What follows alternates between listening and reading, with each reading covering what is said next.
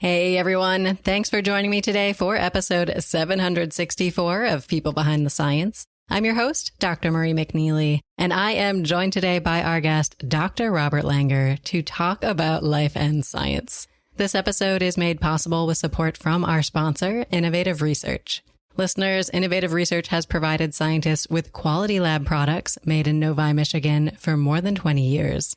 Their portfolio includes human and animal biologicals, assay and ELISA kits, antibodies, and more.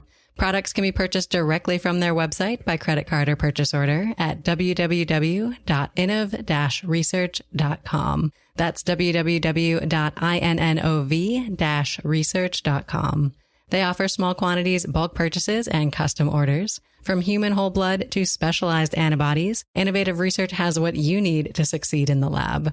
And today, our guest Bob is going to tell us more about his lab and his life. So listeners, get ready to meet another one of our remarkable people behind the science. Every day, discoveries are made that will change our understanding of the world around us. Dr. Marie McNeely is here to bring you the brilliant minds who are making these discoveries so they can share their incredible stories and take you on an amazing journey.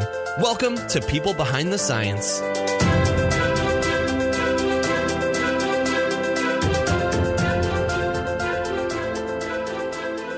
Hello, everybody, and welcome to People Behind the Science. Today, I am thrilled to be speaking with our guest scientist, Dr. Robert S. Langer. So, Bob, welcome to our show today. How are you?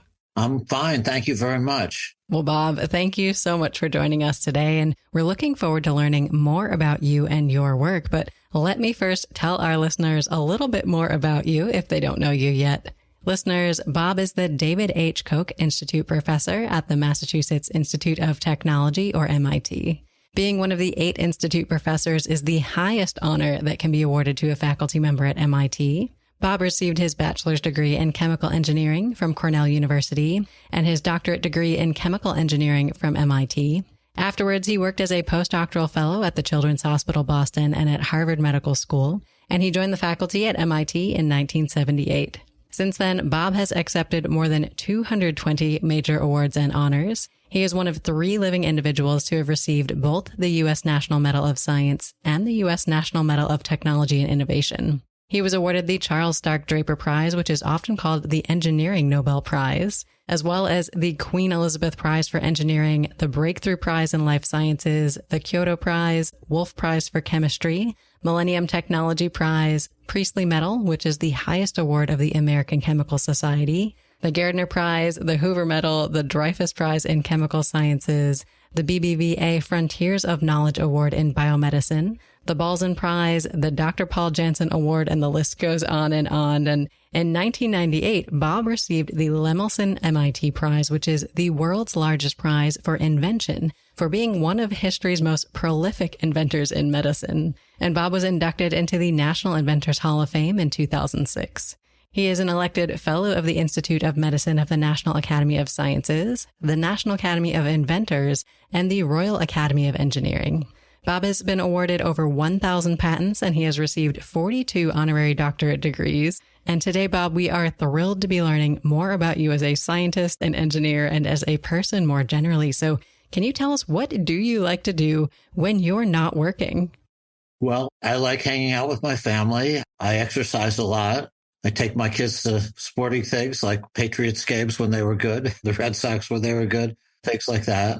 Fantastic. So what's your favorite kind of exercise?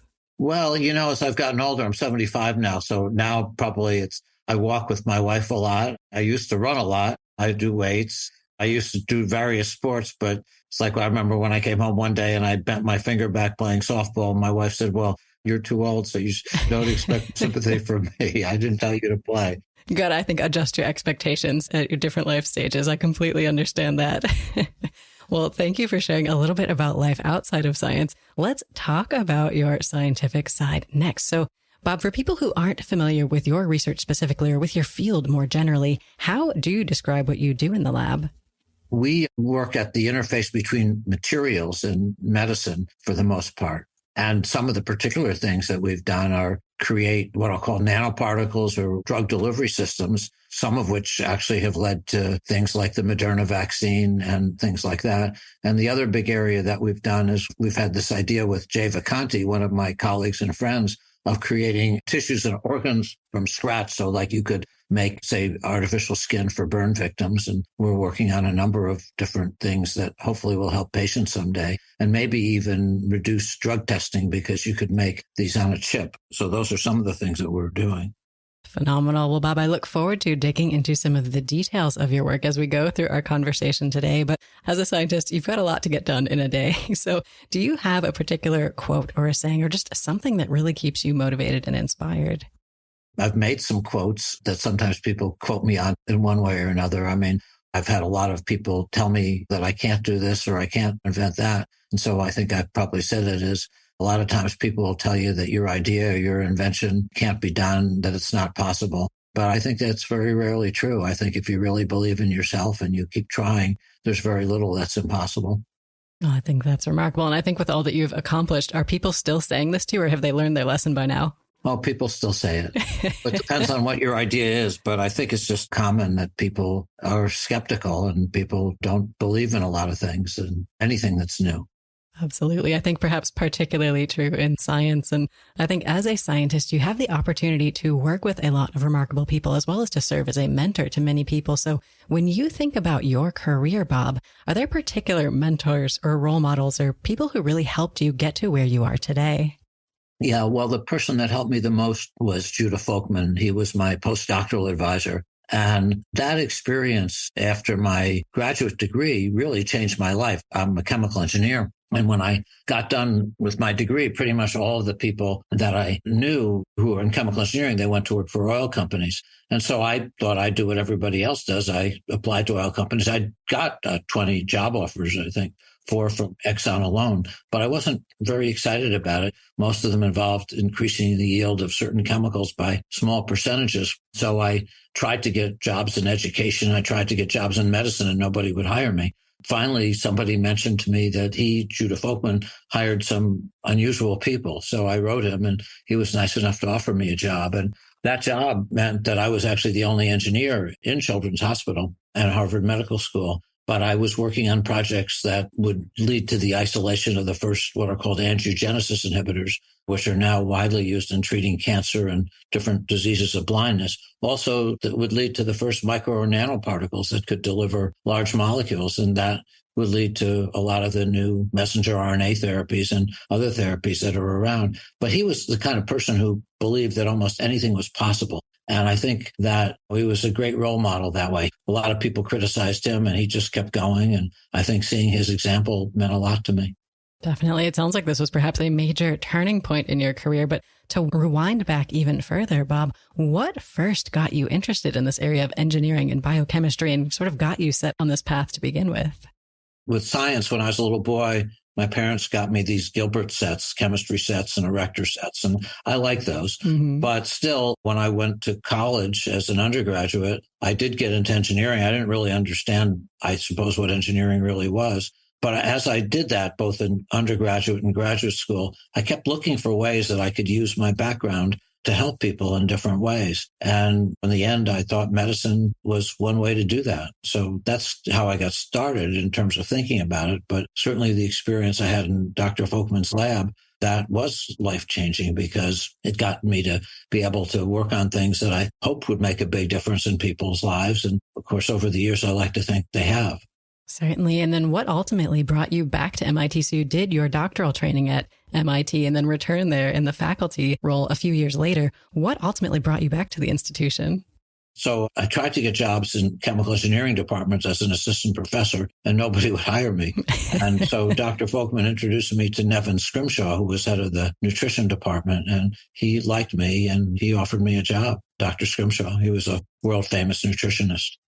Oh, that's wonderful. And you've been there at MIT since 1978 on the faculty, and you've done quite a lot since then. Can you talk about what were some of these major points in your career that you think really helped you move forward or really helped advance you to where you are today?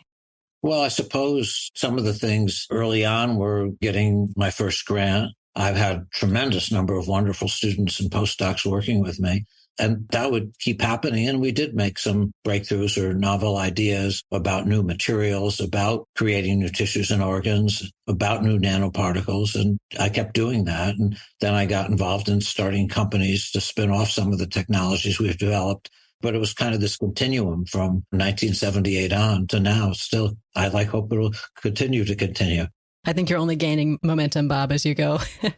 And in terms of the industry side, you mentioned specifically starting some of these biotechnology companies. What was that like for you, kind of dipping your toes in for the first time and getting involved in this space? Going back, when I did this work on nanoparticles or microparticles and drug delivery, I worked on it for about 10 years. And I always had this hope or dream that it would get used by people someday, not just for scientific papers, but really new medicines or other things like that. And it wasn't happening. And finally, I got these calls from some multi-billion-dollar companies, and they read some of what I did. And we even had a patent by then. And they both would license it, and they both gave me grants, and they both were starting to work on this. But they just gave up pretty easily after about 6 months to a year. One of my friends, Alex Klebanoff, said to me one day, Bob, we should start our own company. And we did. It was a tiny company. We got some venture capital money, and some of my students went to work there. And it was exciting. It's also frustrating because it's hard to make progress sometimes. And it took a long time, both to raise funds, to move it up to clinical trials. And ultimately, the investors decide to merge it with another company, which was fine. I joined that and they did some good things, and actually, which would lead to a number of products. But it was a good experience. I learned a lot, not only about science, but about business and how the business community is a little different than the scientific community. Mm-hmm. It sounds like that first experience went well enough that you weren't scared away as you continued to do these kind of biotech startup companies over the years. That's right. It was good enough. I learned a number of things that I think helped me. And your point about good enough is right. So, Bob, I know you're working on a lot of really cool research in your lab at the moment in a number of different areas, as you alluded to in our initial question. But can you talk about what is one of the projects you have going on right now that you are maybe the most excited about that you could share in a little bit more detail? Well, there are a lot. Sometimes it's like asking, which is your favorite child? But I'd say one of the things that we're working on are creating new tissues and organs. And some of it, I hope, will lead to new treatments because you could do drug testing on it better for diseases. So one of my postdocs, Alice Stanton, we're working with Li Wei Sai, who's head of the Picower Institute at MIT, to create essentially a brain on a chip. I mean, it doesn't think or act or anything like that, but what it could enable you to do, I hope, is, let's say you had Alzheimer's disease. You can do so many more experiments, and you could do them in simpler ways than on a human being and more controlled.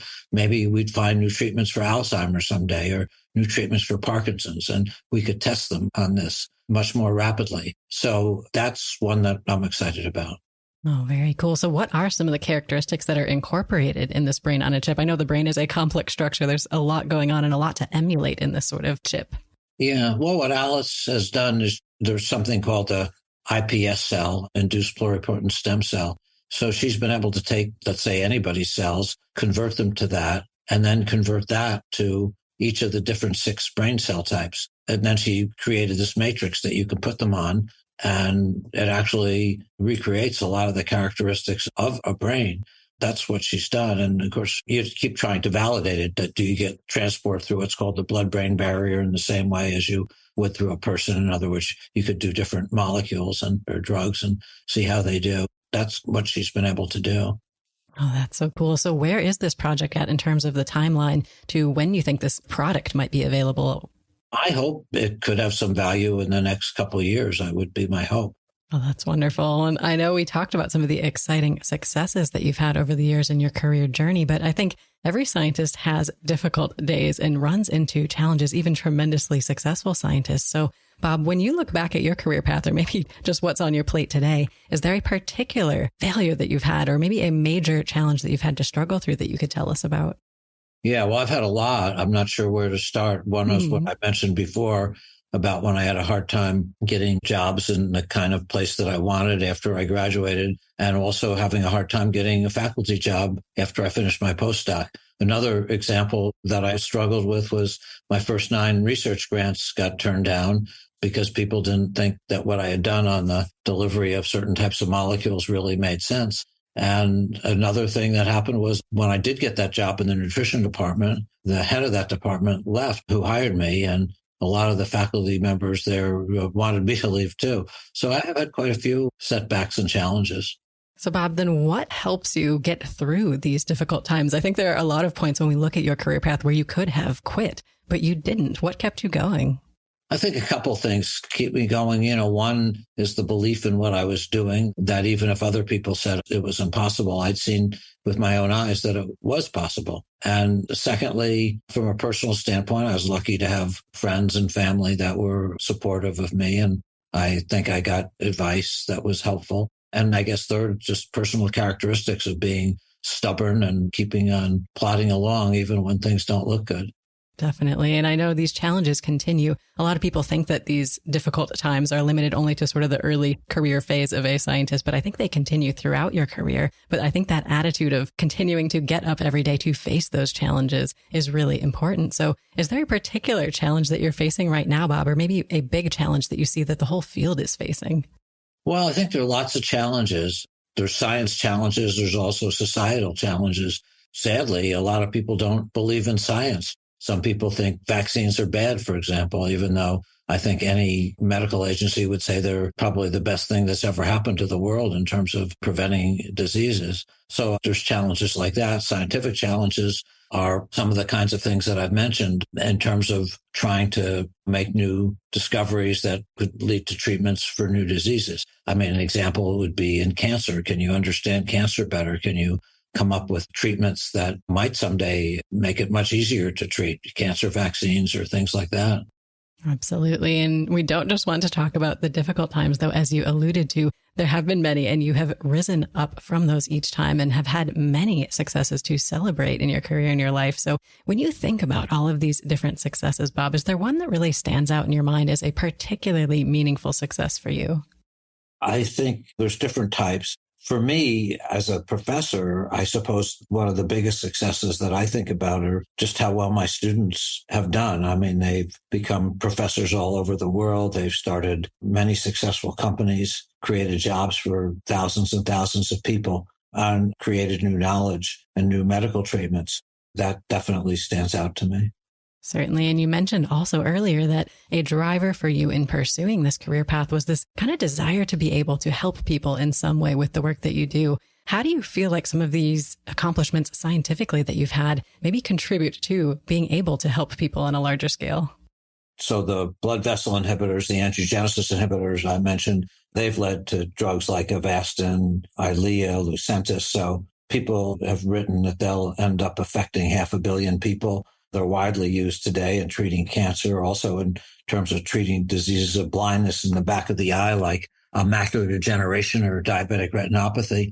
Also, the nanoparticles or microparticles that we've developed, they help lead to all kinds of things, new treatments for schizophrenia, for preventing opioid addiction. They've also led to the COVID vaccines. They've led to treatments for rare diseases, really all kinds of things. And a lot of the tissue engineering work that we've done, that's led to new skin for burn victims, new blood vessels that are being used to treat people who have been wounded in the Ukraine. So all kinds of things. I think that's remarkable. And could you maybe take us behind the scenes, Bob, behind one of these success stories to give us some of the details of what that process really looked like? I think a lot of people see successes in science and it's just sort of the finished product and they don't appreciate everything that went in before that. There are really many stages. First, there's the academic stage, and that's the stage, of course, that I spend the most time on. But there's also the company stage. So you found a company. I suppose a good example is Moderna that I helped start with others. So the earliest work that we did, which would lead to the particles that could deliver messenger RNA, goes back to the 1974 to 76. People told myself and Dr. Folkman, who I mentioned, that delivering large molecules from tiny particles would be impossible, could never work. And yet we did publish in 1976 an article showing that you could do it. And I like to think that changed people's thinking, even though their thinking didn't change overnight. As I mentioned, a lot of my grants would get rejected. But over time, we kept making more discoveries and more findings that would amplify what we had found. And lots of other people did too, including my own students, but people all over the world. 2010, Derek Rossi came to see me and he was interested in starting a company in this area. What had happened was that others had tried to start it, including even people that did some very important work in this area at Penn, but nobody would give them funding and nobody would give Derek funding either. But I felt when he talked to me that, and he had 3 different ideas that we talked about, but from a therapeutic standpoint, which was one of them, that the work we had done on drug delivery could help. We'd probably made at least 5 major advances, including the first advance was that we showed for the first time you could deliver substances like that when other people told you couldn't, that was a problem we could solve. So Derek, myself, Nubar Afeyan, and Ken Chen started Moderna. That was 2010. And some of my students went to work there. We were able to recruit some wonderful people like Stefan Bancel, who was CEO, Stephen Hogue, who was president, and many, many others. And over time, the company would solve problem after problem. And when COVID hit in early 2020, the end of 2019, Moderna was really the first company to be able to make a COVID vaccine. And of course, that vaccine is used all over the world. I should add that BioNTech and Pfizer also developed one, but that also uses nanoparticles and messenger RNA. So the studies we did back in the 70s really helped lay the foundation for a lot of that, though many, many people would contribute over the years.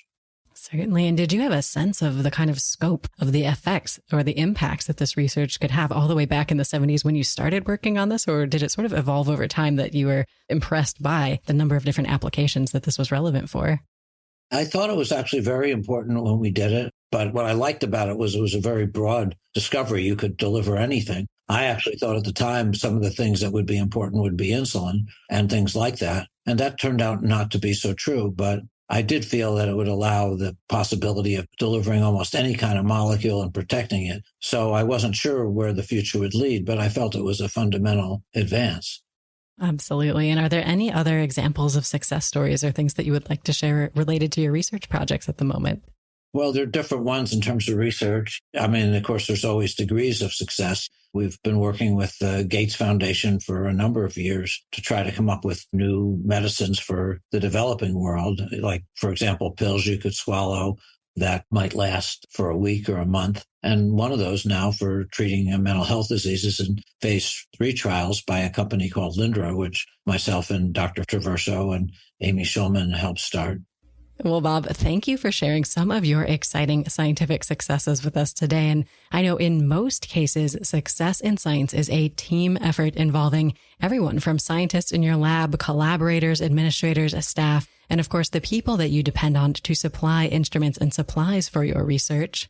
And we'd like to pause to take a moment now to thank our sponsor, Innovative Research, and to talk about their portfolio of ELISA kits, which offer high sensitivity, specificity, and can be used for a wide range of applications. Innovative Research ELISA kits are manufactured in their lab in Novi, Michigan, and are shipped directly to your location. They're a valuable tool for researchers and clinicians who need to detect and quantify specific biomolecules. Visit www.innov-research.com to view their entire line of ELISA kits.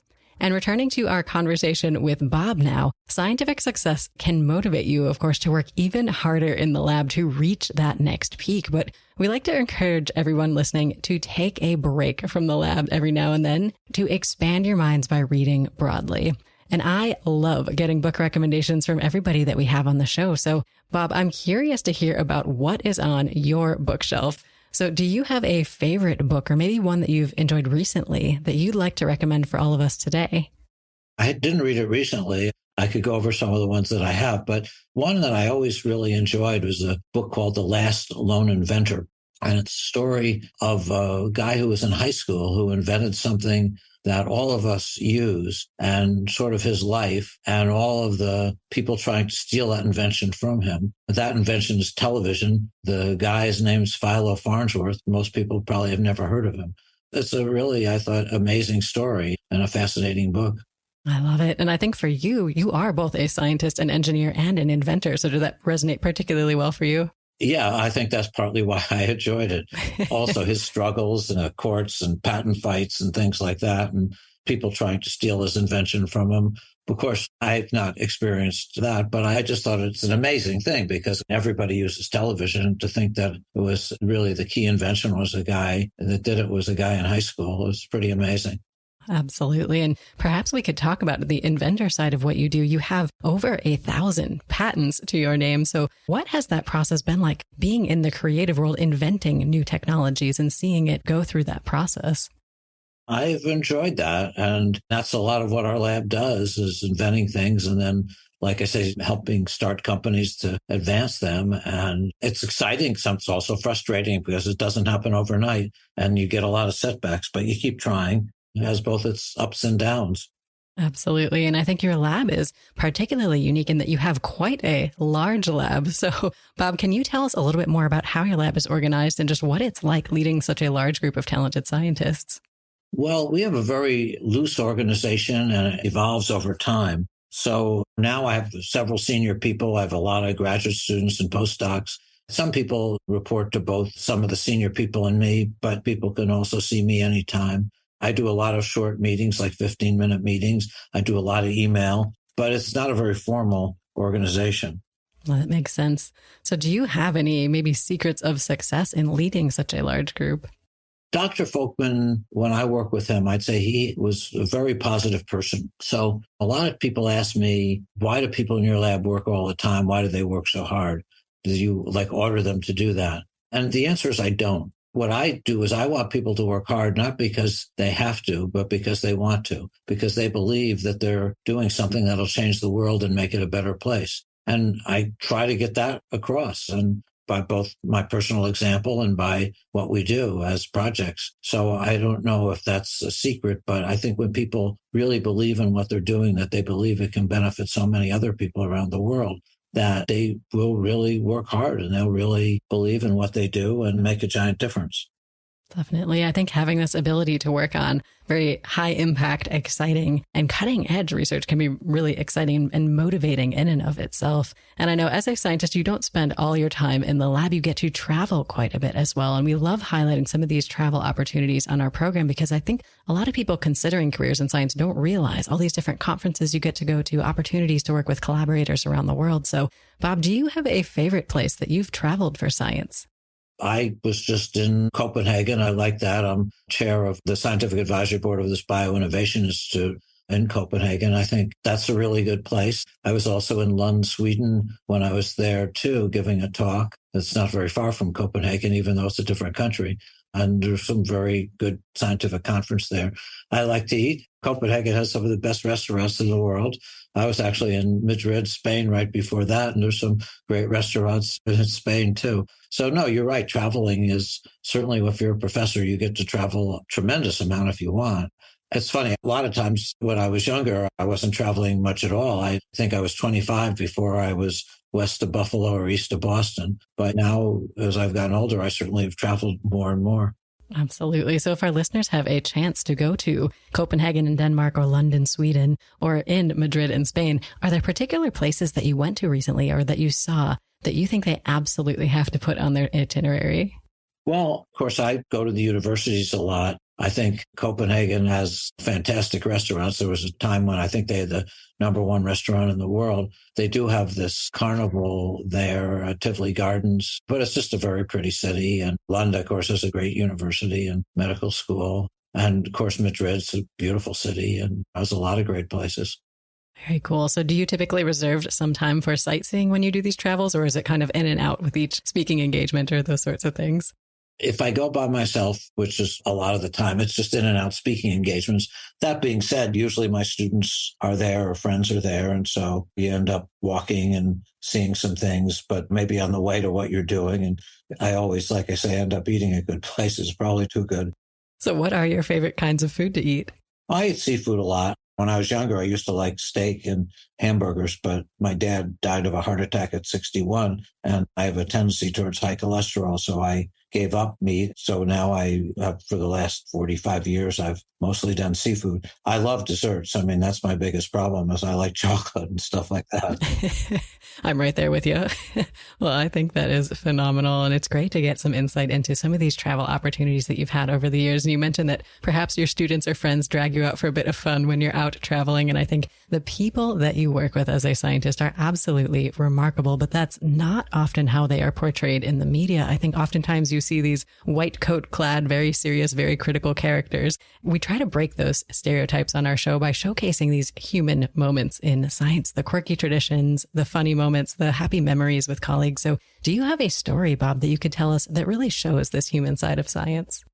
I just think everything that we do is sort of the human side of science. Somebody, don't know if this is the best story, but I was just asked to give a speech for somebody for his 87th birthday. They had a celebration at one of the universities. And, I got some really wonderful, lovely notes. The person who was dean at that university said it was the best talk that they'd ever heard. And it was such a wonderful tribute to the person, and that another professor wrote her that everybody should be able to hear a talk like this, and what a difference it made to everybody there. There's just a lot of kindness, and that always means a lot to me. Absolutely. That kindness, I think that warmth, I think the lab sort of becomes like a family. Is this something you've experienced as well? Oh, absolutely. When I turned 70, I think over 700 people came. They had a couple-day meeting. And it was really very touching to me to see that. And of course, the older people in our lab, the older graduates have helped the younger ones. And it's a giant kind of family in a way. I love that. Well, does your lab have any particular traditions or ways that it likes to get together to celebrate outside of the work that you do? Well, we have a softball team, and I have this lab beach party. We have a place on Cape Cod on the beach, and every year we have a beach party there. I always hope that the weather's good because we have quite a few people. So if the weather's good, everybody's in the ocean. I love it. So how did this tradition begin? I think people were looking for a way to get together. And so for a while, we'd go to what was called Crane's Beach. But then I think 1993, my wife and I got this place in Cape Cod and thought we'll do it there. So we've kept doing it every year. Of course, there were a couple of years during COVID when we didn't do it, but I think people always look forward to that. And it's kind of nice because then people can talk to me and to each other in a much more informal setting. Certainly, they're not dressed up if they're on the beach either. Absolutely. And I recall you mentioned that you might have gotten in trouble relatively recently for a softball injury. Do you continue the softball tradition in spite of this? I go to the games, but I haven't really played so much. I go to a couple games and try to cheer people on. But with 75, I'm not the rudder I used to be or fielder I used to be. Oh, I think that's completely understandable. It sounds like your lab has a wonderful environment and some great traditions to get together outside of the lab environment, to get to know each other, like you said. And I think this sense of camaraderie and working together like a family to solve some of these big challenges is really important in science because oftentimes there are barriers and things that hold you back. So, Bob, if we took away all of the problems that you might face, whether it's funding, staff, technology, feasibility, time, what is the one research question that you would want to answer most? Well, I'd love to know how to stop cancer. That would be a great thing, but that's a pretty tough question. And why this question specifically? Well, I just think that's a scary disease. I've certainly known plenty of people who have died from it, and I think it's scientifically mysterious. So it's something that would both be scientifically important, but most important to me, if you could understand that, you could probably save a lot of lives. Absolutely. And I think cancer is specifically sort of a drug delivery conundrum because you have these dense tumors that it's difficult to get inside. So is some of your work working to address this issue? So Moderna is developing what are called personalized cancer vaccines. And that to me is very exciting. It uses nanoparticles to deliver the personalized cancer vaccine. So I think that to me is one of the really promising approaches that I hope will make a difference. In our own lab, we are working on different tools that I hope will help study cancer. And I'm in a building that's dedicated to a lot of things in terms of basic cancer research. But it's a tough problem. Oh, absolutely. And I think a worthy cause for dedicating these hypothetical unlimited resources. There are still many questions that remain to be answered in the field of cancer research. So we appreciate you giving us something to think about today. And I'd love to wrap up our conversation by talking about advice. So Bob, is there one piece of advice that somebody gave you at some point in your career that really helped you that you can share with all of our listeners out there today? Well, I think really the advice, and I don't know that it was advice in a direct way, but when I mentioned Dr. Folkham before, I think the great thing about him was that he thought that almost anything was possible. And I think whatever field you're in, whatever you're trying to do, just really thinking that and believing that, I just think that's a great thing to see. That certainly meant a lot to me to see his living example of that advice. Absolutely. I think that is a wonderful message to share with listeners. And it sounds like you've incorporated that into your own mentorship style as well, encouraging your trainees and making sure people kind of think about the work that they're doing has a big impact and that it is possible to solve some of these really big problems in science. I try. Well, Bob, wonderful piece of advice. Is there any other last piece of advice or maybe a last note of inspiration that you'd like to share with everyone today? Science to me is just a wonderful career. Being a professor is a wonderful career because you're teaching people and you're educating young people and hopefully giving them hope and knowledge that can make a big difference in the world. So I just personally feel very lucky that I've had this career. And I think whoever goes down that path, there's just a lot of good things you can do for the world. Well, I think that is a perfect note to end on, Bob. If our listeners want to learn more about you, your lab, and the wonderful work that you're doing, what is the best way for them to do so? Well, I suppose we have a website. People could look at the website we have at MIT, and I've written quite a few articles, and there's been quite a few articles written about me in journals like Harvard Business Review or Nature and places like that. Excellent. Well, listeners, definitely check out those resources, learn more about Bob and his team. And Bob, it's been such a pleasure to have you on the show today. Thank you so much for your time. Well, thank you very much. You did a great job asking questions. Thank you so much. Well, Bob, you did a great job answering all of my questions, and it has been so wonderful to chat with you. And I want to thank our listeners for being here as well with us today. Join us again next time for another episode of People Behind the Science.